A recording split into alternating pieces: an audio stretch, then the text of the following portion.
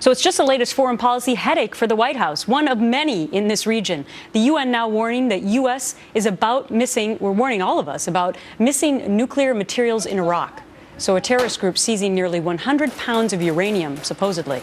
Plus, some Islamic militants have taken control of an old chemical weapons factory.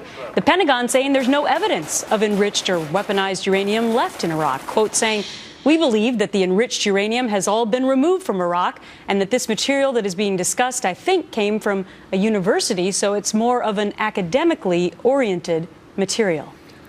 Ed Rollins was national campaign director for the Reagan-Bush ticket in 1984. He's a Fox News contributor. Bernard Whitman is a former Bill Clinton pollster and the CEO of Whitman Insight Strategies, and they're both my guests today. Thank you. Great to see the both of you. Thank you very much. Ed, should we be concerned that uranium may be in the hand of militants? Absolutely. It's 88 to 100 pounds. Whoever's saying that's safe is crazy.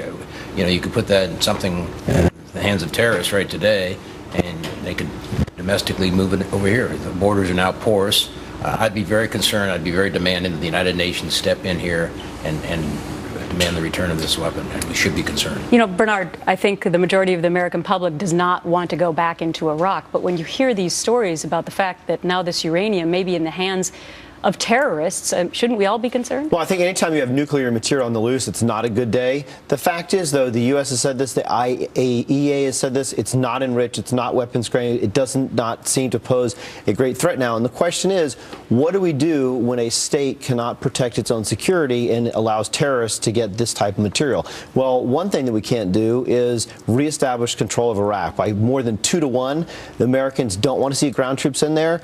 Strong majorities say it was the right thing to do to pull out. Strong majorities say we never should have gotten in there in the first place. So as terrible as that is, it's not our it's not in our bailiwick to go and deal with this on the ground. But the point of the matter is that at one point it was, and a lot of American lives were lost That's there. right. And Ed, to me, this is just another foreign policy crisis for the Obama administration. Now we're talking about Israel and Hamas possibly having a ground war in Israel, and now you have uranium possibly in the hands of militants in Iraq. I mean, another headache, right? Well, we need to show some strength. And I think we can be bipartisan on this. Israel is our friend and our ally. It is democracy, the only democracy there. We spent 12 years trying to create democracies in Iraq that isn't obviously working out very well.